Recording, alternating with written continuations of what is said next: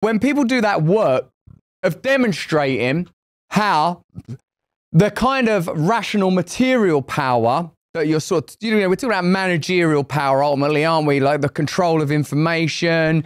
Like you said, people have been woken up because they took the piss during the pandemic. They pushed it too far. They lied.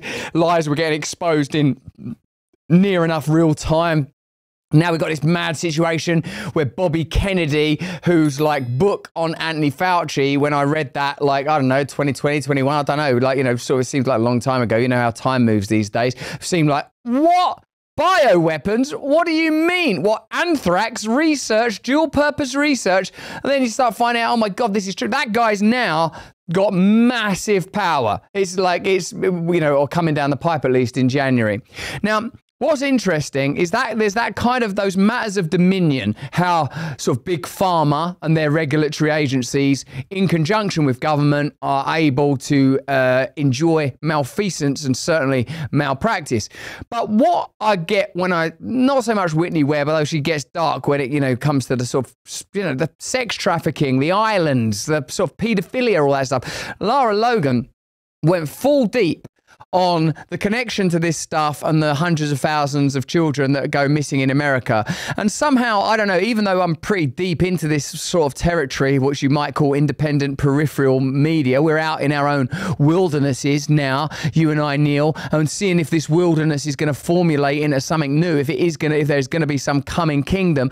I still feel pretty scared when people start talking about satanic I mean, of course, I suppose you would. Satanic child rape and stuff. I'm like, whoa, come on, man. When did we all become Alex Jones? When did we all become David Icke? No wonder, David in particular is sort of in that state of perpetual fury when he sees stuff that he's been talking about for years and he's been derided for, sort of edging curiously into the mainstream. And what it seems like we're attempting to manage is like these rather baroque and peculiar ideas migrating out of the mad spaces of the conspiracy theorists and into the mainstream.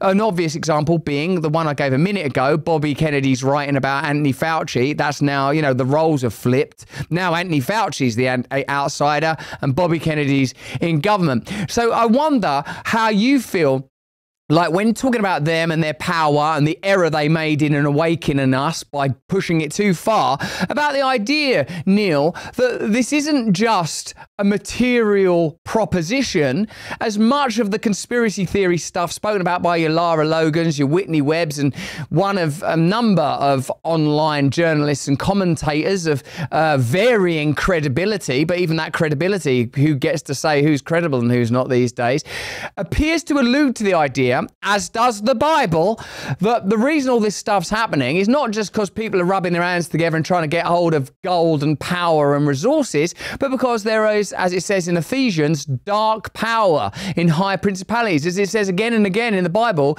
this is Satan's realm. Satan is working on us through worldliness, through the flesh and through the mind.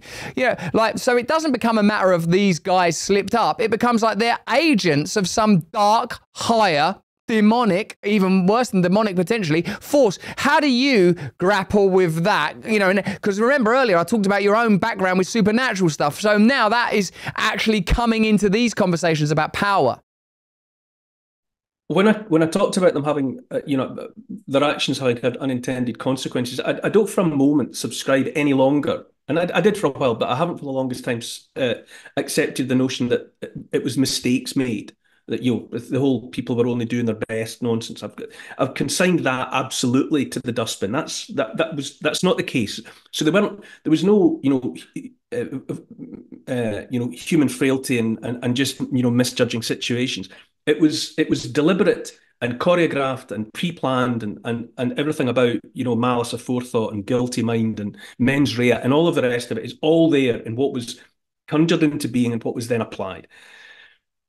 But what I've come to accept is that in the centuries in which we were invited to dismiss everything but science, to worship science, we were gulled into thinking that everyone had stopped believing in God. that we were now all secular, apart from, we were invited to look at other cultures and other people, and frankly, to consider them a little bit silly at best, with all their various worshippings and all their various, appeals to the transcendent. But we had grown up, and we were now secular, and we knew that there was nothing but that which we make for ourselves. But I think what I've come to realize is that the group that foist that fallacy upon us continued absolutely to believe in something else, something other. And you can call it Satanism, you can call it demonic, but they certainly continued to worship something that they invited us not to see any longer. I mean, you talk about, you mentioned Ephesians, but you go back into the Old Testament and you look at something like Deuteronomy, and it's there in black and white that, there was the notion for the longest time that which openeth the womb belongs to me, said the God of the Old Testament. The firstborn, not just of the sheep and the cattle, but of the people themselves, that the firstborn, that which openeth the womb, belonged to God and was to be sacrificed there. So, and the idea, we invited ourselves to believe that the misuse, the sacrifice of children in that way was something that was in the distant past. I don't think it was. I don't think it was ever in the distant past.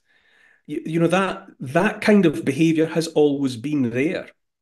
But for the couple of 200-300 years of scientism and the worship of science and being persuaded that only science mattered and science was the explanation for everything, elsewhere, other people with power and control on their minds continued to believe in dark things that they had always believed in and always will. Hey, thanks for watching. If you want to see more uncensored content where free speech can flourish, join our live stream. Click the link right here to watch the next video if you want to, or become a member of a growing movement. Download the Rumble app and you'll be informed every time we make a new piece of content. Stay free.